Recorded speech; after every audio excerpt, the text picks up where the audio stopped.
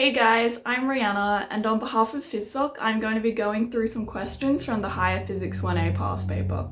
Even though in Term 1 2020, this course isn't going to have a written exam as the final, the course content is still the same as previous years, and it's good to get used to this style of written exam for future science and engineering courses. This is the 2019 PHYS1121 final, and we're going to start with question 1A. Where we're given a projectile that's launched from a narrow tower 23 meters above a horizontal plane and the initial velocity of the projectile. So to begin this question, we're going to draw what's happening here, which just gives us a better understanding of what we're going to need to find. So this is our horizontal plane and this is our tower that's 23 meters high, and we have a projectile that's launched from the top of it. It's going to make this parabolic shape and come down and hit the horizontal plane. And our initial velocity is given by the sum of these two vectors. So it's 2 meters per second in the horizontal direction, which is indicated by this I vector here, which is just a vector of length 1 in the x direction, plus 4.0j, which is the same thing, but j is the unit vector in the y direction, and this is meters per second. So part I, we want to write the initial velocity in terms of magnitude and angle format. So this initial velocity is a vector that's given by the sum of this horizontal vector and vertical vector. So to sum vectors, we just add them tip to tail. So we have a magnitude of 4 upwards and a magnitude of 2 to the right. And then this initial velocity vector is given by the sum of these two vectors, which is just v0.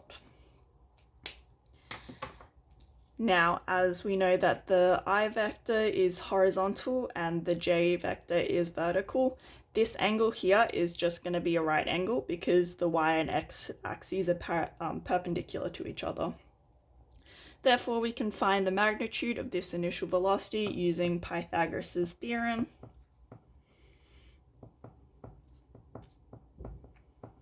And putting that into your calculator, you just get that v0 is equal to 4.5 meters per second.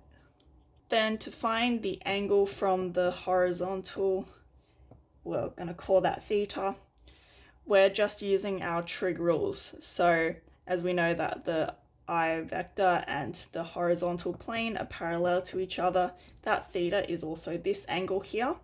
And then sine theta is given by 4 meters per second over that v0, 4.5 meters per second. And putting that in our calculator, we get that theta equals 63 degrees. So that's our initial velocity vector. It's 4.5 meters per second in this direction, which is 63 degrees from the horizontal. So part 2 is asking, what is the maximum height above the tower that the projectile reaches? So this is our top of our tower here, and they want the maximum height, which we're going to call this h. So when the projectile is launched from the top of the tower, the only force acting on it after it's released is just the downwards acceleration due to gravity. So it's going to reach this maximum vertical height here when the vertical velocity goes to 0 because of that downwards acceleration. So the maximum height occurs when the vertical velocity is equal to 0 meters per second. So for this part, we only need to consider just the vertical components, and we're going to use a formula from the formula sheet, v squared equals u squared plus 2as, where v is going to be the vertical velocity at the point of interest, which is this maximum point here, so 0 meters per second. U is going to be the initial vertical velocity. We're going to give these y subscripts so we know that it's all in the y direction.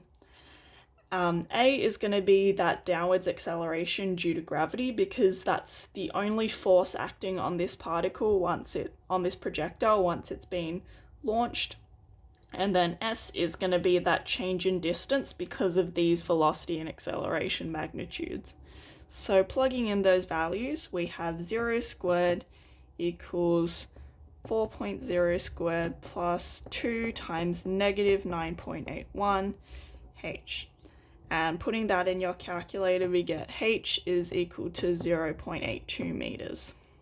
And obviously we've given all our answers so far in terms of two significant figures, as that's what we were given in the question.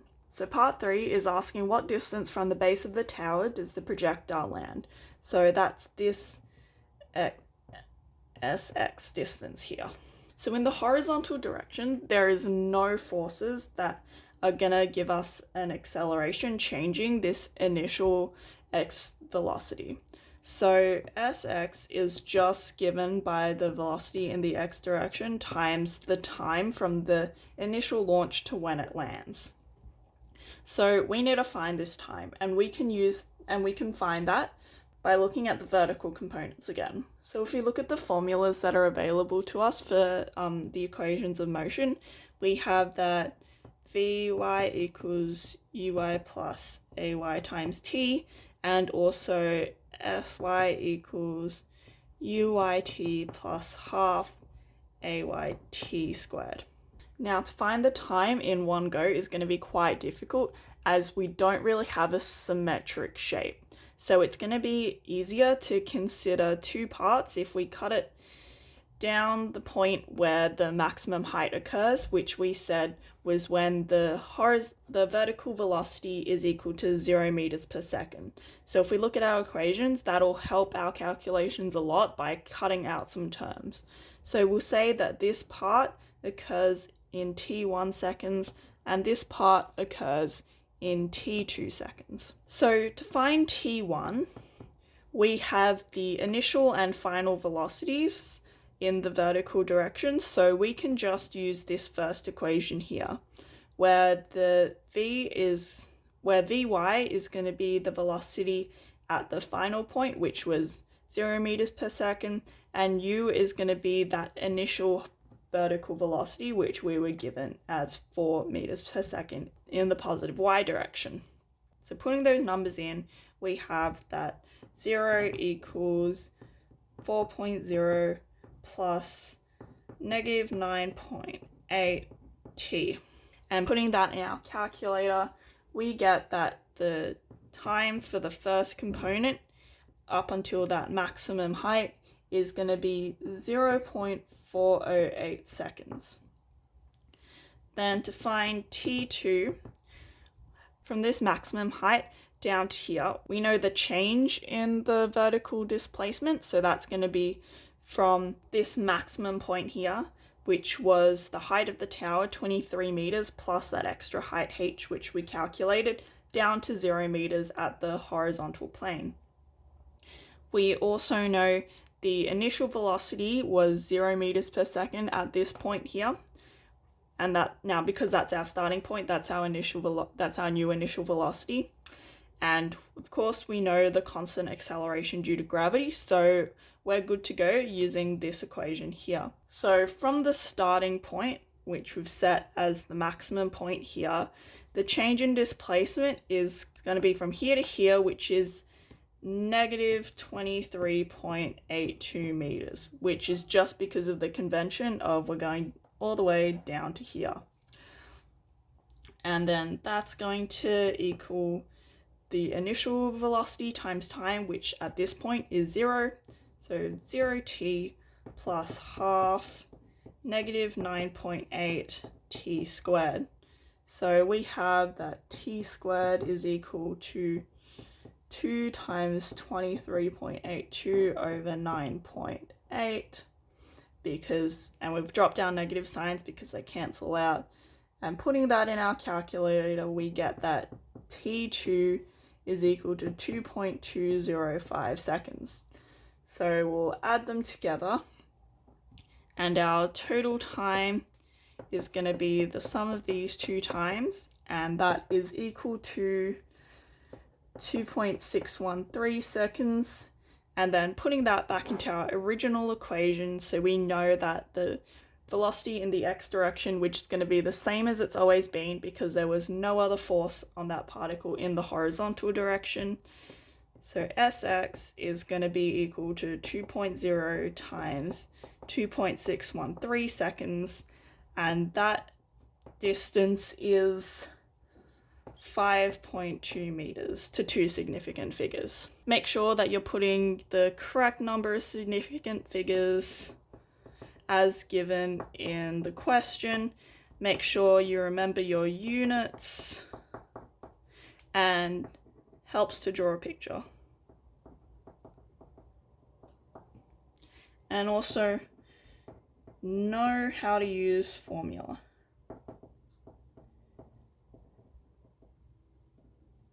Most likely you'll be pressed for time in the final, so you don't want to be sitting there trying to remember how these things work. Just be familiar with what these things actually mean, and then your problems will be a lot easier to solve.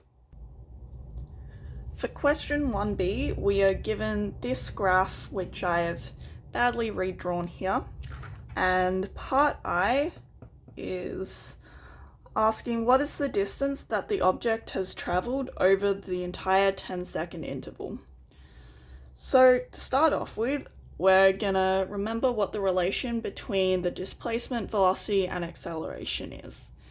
So velocity is given by the rate of change of displacement, so dx dt, and then a is the rate of change of velocity, which is dv dt, and also given by the second derivative of the displacement.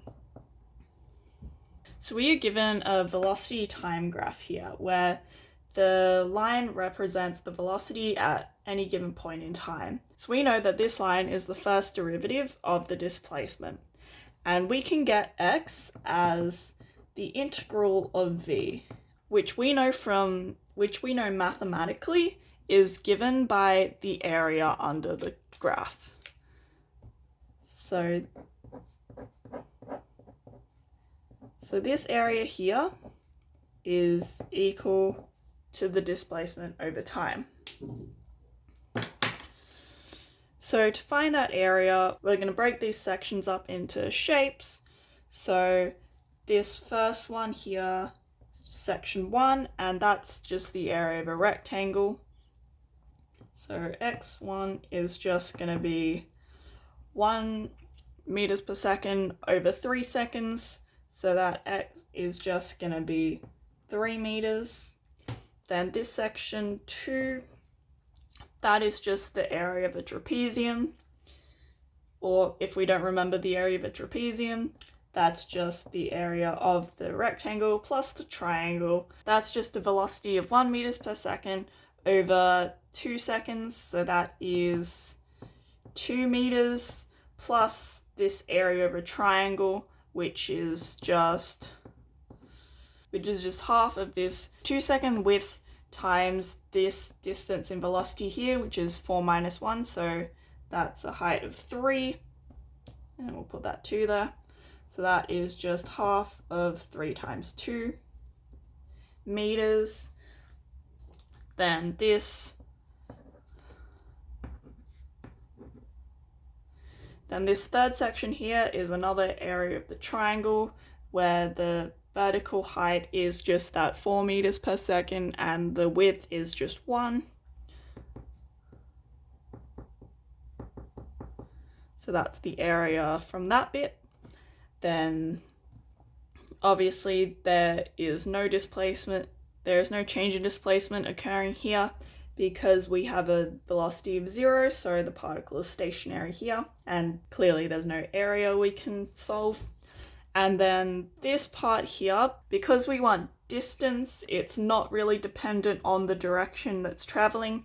So even though this is below the axis, we want the absolute value of the magnitude of the area.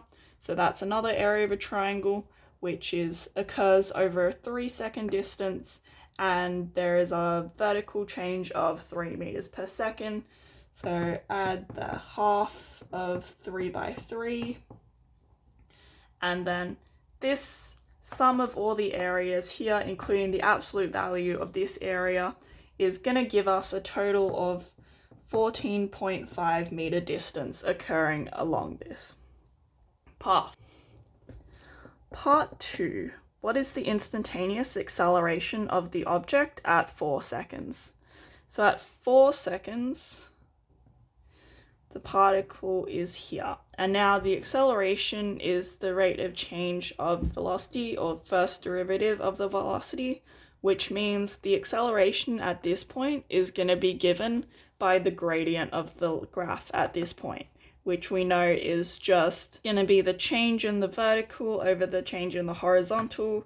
So here, as we have a straight line here, we're going to have a constant acceleration. So we just need the gradient of this segment here.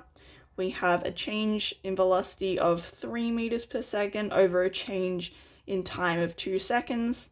So that A at 4 seconds is going to be equal to 3 on 2, which is 1.5 meters per second. And we know it's a positive acceleration because this is a positive gradient. And the velocity is getting larger, so it's a positive rate of change of velocity. Part 3.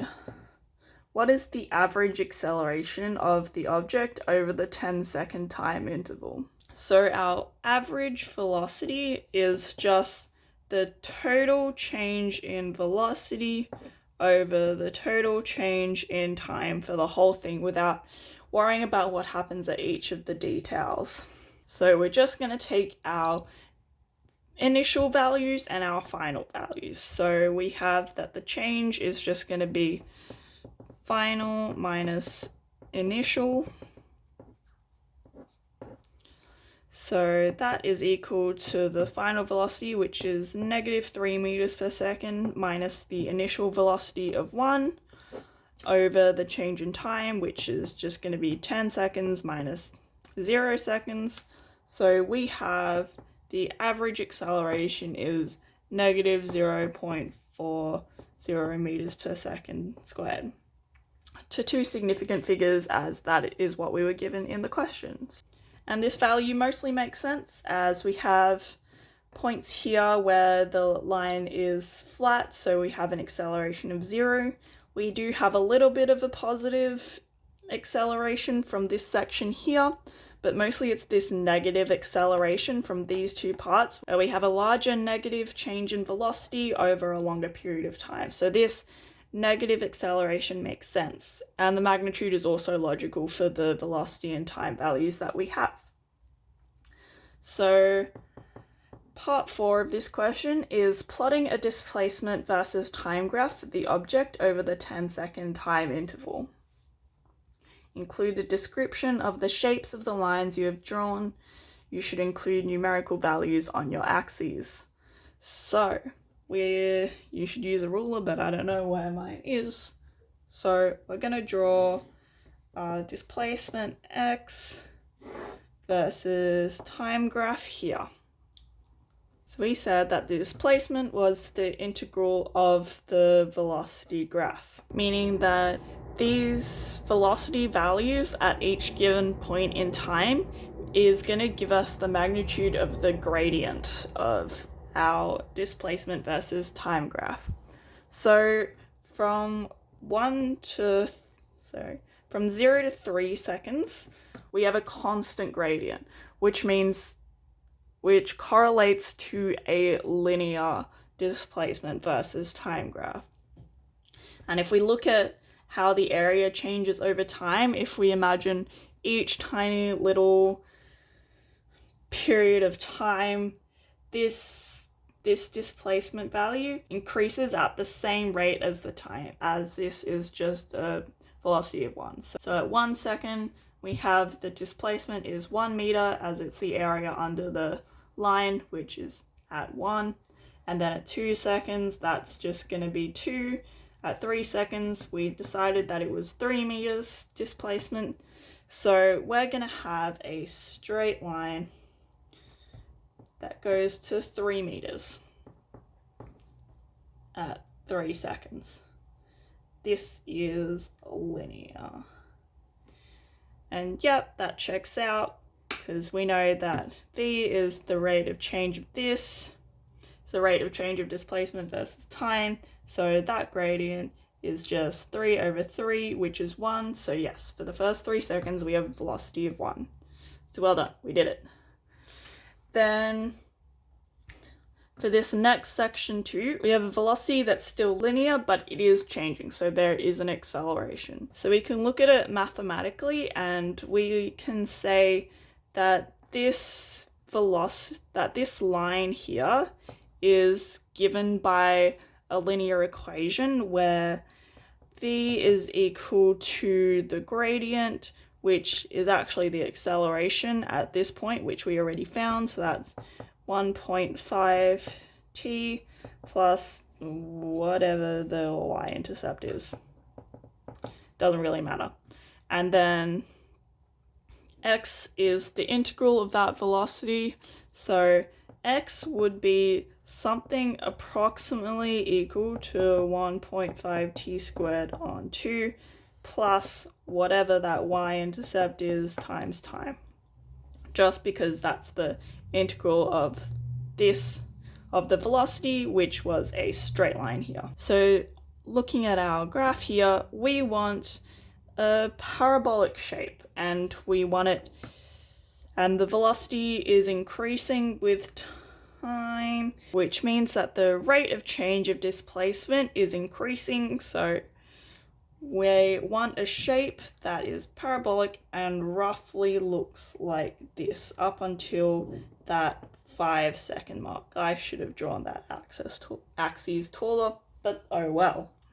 Then for this third section here, we have another still linear graph, but the velocity, so the rate of change of displacement, is decreasing. And as this is still a linear graph, we're expecting the displacement to be roughly parabolic. And because the velocity is still positive at this point, our displacement is still increasing, but at a decreasing rate. So our shape is going to roughly look like this. So it is still increasing, but the concavity of our parabola is going to be the opposite direction as this first parabolic shape here. And that makes sense mathematically because we said that the values of the velocity time graph is equal to the first derivative of the displacement, or the gradient of it. So the gradient of this graph is going to be the second derivative of the displacement graph. So we have a positive gradient here, which means we're expecting a concave up parabola, and then a negative gradient here because it's going downwards. So that gives us a negative second derivative, giving us a concave down parabola. And that goes to 6 seconds. Then for this section between 6 and 7 seconds, we have a velocity equals 0. So the gradient of our displacement versus time graph is also going to be 0, which is just a straight line. Nice and easy. And then this final stretch down, it's going to be another concave down parabola, as we have a linear change in velocity with a negative gradient, except this time our velocity is getting increasingly negative, which means the displacement is going to be decreasing. So that gives us a concave down parabola because of this gradient being negative, and we want it to go down in this direction as we have a velocity that's increasingly negative. So it's going to be making the motion and thus the displacement of this particular particle go back to whatever 0 was. And that's at 10 seconds here. Now, they also asked us to put the values on our axes, so the time was easy. We just need what each of the displacements here are, so definitely draw your graphs bigger. It's an important one. Draw graphs big. Obviously that's going to be on a written exam, not for the online exam, because you probably won't be asked to draw something on your computer. that would be quite difficult. So to find the displacement values here, well, we kind of already found them on this part here. So we know that from this first section here, that displacement got up to 3 meters, so that's what we have here. Then for this part here, that's going to go up to 2 meters plus half of 6 meters, which is another 5 meters. So that's going to be at 8 meters here. And then up to 6, we add another 4 times 1 times half meters, so another 2 meters. So here we go up to 10 meters. We're going to attempt to write that on our very badly drawn axes. Again, don't do this. And then here there was no change, so the final stretch is this half times 9, which is another 4.5. So that brings us back down to 5.5 meters.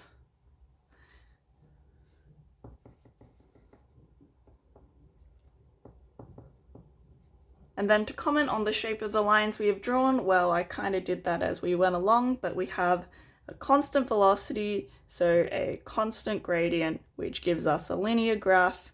Then we had a positive and gradually and linearly increasing velocity, which gave us a concave up parabola.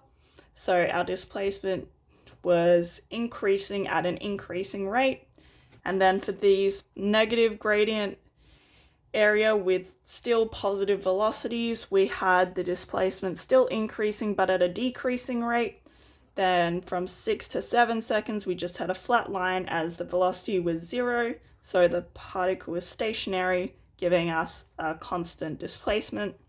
And then we have the negative gradient with negative velocity values, so our displacement is decreasing at an increasing rate. So for this question, I guess the important points are just remembering the relationship between displacement, velocity, and acceleration on a mathematical level, and just understanding what that relationship means for each of these concepts in relation to the shape of the graph, so the signs of the gradient and the concavity. For question 2a, we have a block on an inclined plane, which you'll remember from probably one of the last labs you did before lockdown happened, where we were looking at how the coefficients of friction change the motion of a block on a plane. So if you have difficulty with this question or concepts relating to this, it does help to go back and look at what you did in the lab manuals. The theory section has quite a nice summary if your notes get a bit convoluted with whatever goes on in the lectures. Obviously, it's not a comprehensive summary of everything you've covered in this course, but it is a nice resource, so don't forget your lab manual. So we have a 1 kilogram block that is being pushed up a plane. So to start this off, we'll of course draw the system.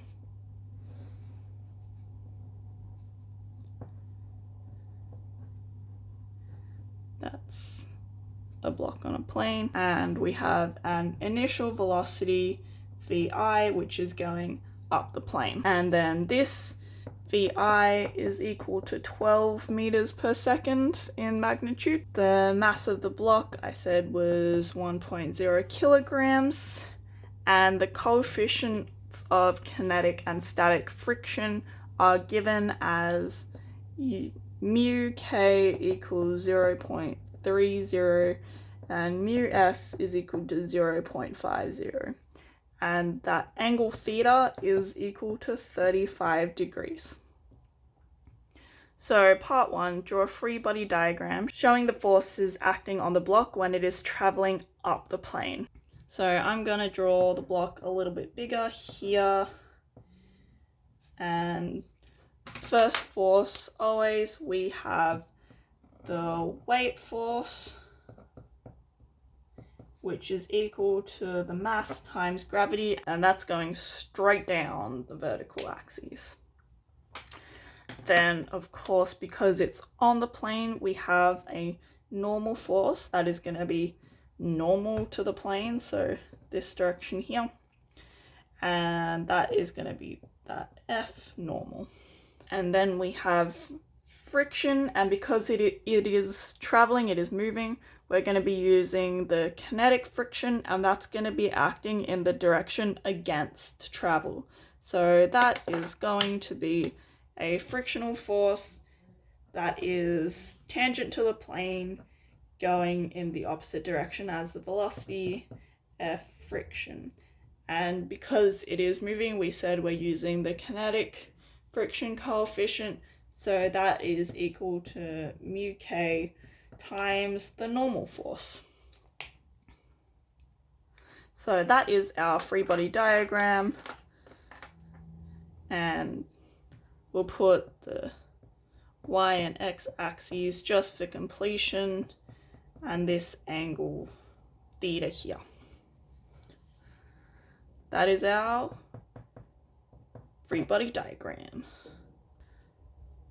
So, part 2, how far up the plane does the block travel? So once it has initially been hit to give it this initial velocity, the only forces acting are going to be the forces we've drawn here. So given that the motion is up the plane, the forces that are going to be slowing this block down are going to be the component of the weight force that is parallel to the plane, and also that frictional force. So if we remember that equation of motion we used for question 1a that relates the velocities, distance, and acceleration, we don't really want time because, well, we don't need it. So we have v squared equals u squared plus 2as. And we want to know how far up the plane the block travels, so it's going to stop when its velocity reaches 0 meters per second because of the force and thus the acceleration that's decelerating the velocity, so bringing it to 0. So this v value is going to be 0.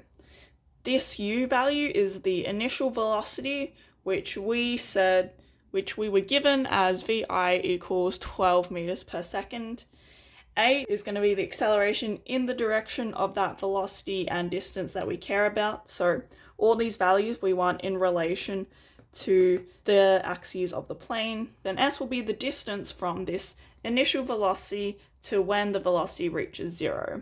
So we need to find acceleration, and we're going to get that by summing up the forces in the direction of the plane. So going back to our free body diagram, say we set a new axis that has components normal and tangent to the plane, and we'll call that P plane, so YP, XP. So to find the acceleration that changes motion only in this XP direction, so tangent to the plane, because obviously the block isn't jumping up and down, so the motion in the YP direction is just going to be constant. It's just going to stay connected to this plane here. So we want to sum up the forces in this XP direction, and then obviously we know that the external forces are going to equal to the mass times the acceleration in that direction by Newton's second law. So to sum up these forces in this direction, we obviously have the frictional force, which is acting against the motion, so we're going to set the sign convention as negative for down the plane and positive for up the plane. And then it's also going to be minusing the component of the weight force that is tangent to the plane. So to find what that actually equals, we need to split the weight force up into its components that are normal and tangent to the plane. So we'll get this pen back, and just like we did in part 1a where we were finding the magnitude and angle of the vector by adding the components together, we want to do the reverse of that, to split up this vector into its components that are normal to the plane and tangent to the plane. And we know that this angle here is just equal to theta, which was actually an exercise from your labs. So if you don't understand why that angle is theta, go back and review that exercise. So then using our trig laws, we know that sine of theta is going to be equal to this parallel component over this complete weight force component. So this is just going to be negative mg sine theta. Then we said that the frictional force is going to be equal to the coefficient of kinetic friction times the normal force. So to find the normal force, as we said earlier, this block is not going to be bouncing up and down along the plane. Its position in terms of this normal axis is going to stay constant. So that means that in this direction only, it's in equilibrium. So the normal force is going to equal to this component of the weight force that is in its same direction, which using the trig laws again means that Fn is equal to mg cos theta, which gives our sum of forces as a total of mu k, the coefficient of kinetic friction, times mg cos theta minus mg sine theta. And that is of course equal to the mass times acceleration in this tangential direction. So as we know, the mass is equal to 1. If we sub that in, we just get rid of this term. We also get rid of this mass, which is 1, and this mass, which is 1. That's a really nice number. So we have that the acceleration in this direction is just equal to mu k g cos theta minus g sine theta. Sorry, negative. We're missing negative signs here because we set the sign convention as positive going up the plane, and so therefore negative going down the plane, and this acceleration is just purely acting down the plane, as we saw from the direction of the forces here. So we can go back to this equation here, which gives us 0 equals 12 squared plus 2 times this big acceleration term here, which is the negative coefficient of kinetic friction 0.30 times 9.8 cos 35 degrees minus 9.8 sine 35 degrees times the displacement it travels up the plane S. And then we're going to rearrange that and put it in our calculators, which is just going to give us that 12 squared over 2 times this whole thing here, which equals 8.029. So that's going to give us a distance of 8.967 meters, which is going to equal to 9.0 meters in terms of 2 significant figures, as we were given in the question. Part 3. Does the block return to the bottom of the plane? So once it reaches this point here, which we said was about 9 meters up the plane, and this v initial is going to be 0 meters per second because the acceleration due to the forces has decelerated the object so that the velocity has gone to 0. It now begins stationary at this point in the block. So if we draw another diagram, because we love diagrams, they explain so much, our forces are still going to be that normal force and the weight force, which doesn't change, but this time, if we just look at the forces here, this weight force is going to still want to pull this block back down the plane. So if it has its way, the motion is going to be in this direction now, which means the frictional force is going to be opposing it.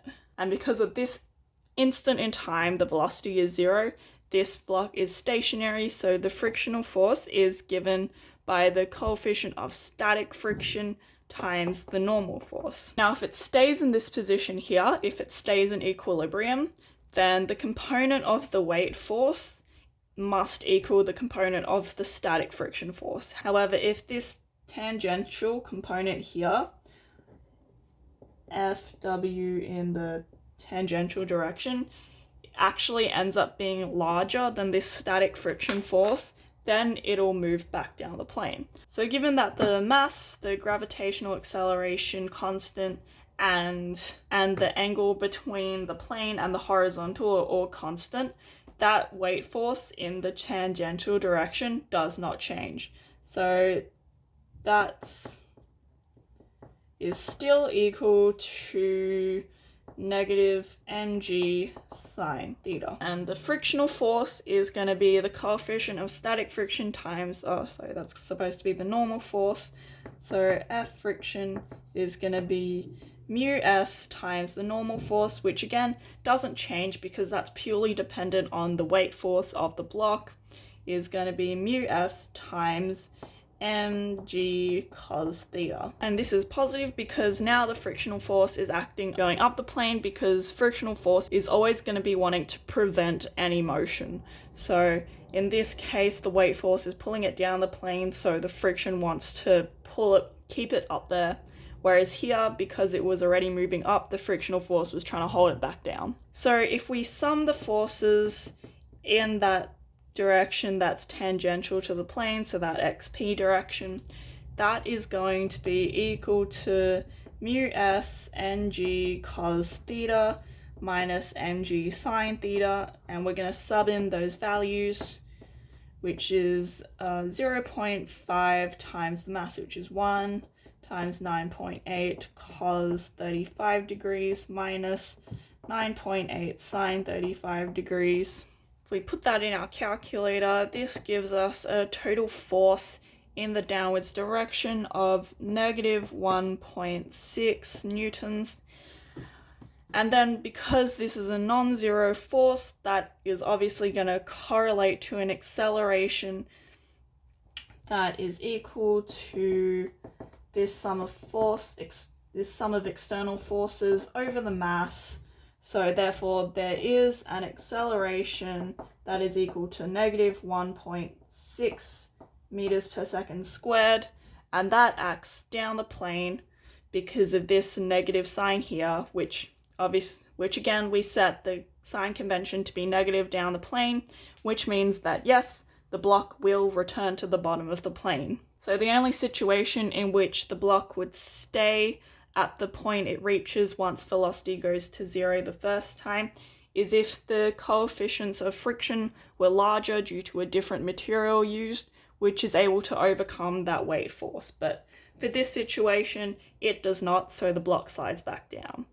For this question, I guess the important things to know is the distinction between kinetic and static friction. So when it was moving in the beginning, because we knew it was moving because they gave us a value of velocity, we had to use that kinetic friction. And then once it had stopped, we knew the velocity was 0 for that tiny instant in time before the weight force brought it back down. So to start that solution, we needed to use the coefficient of static friction because for that one instant, it was stationary. Of course, once the block starts moving back down the plane, if you would analyze anything further, you would need to use the kinetic friction coefficient again.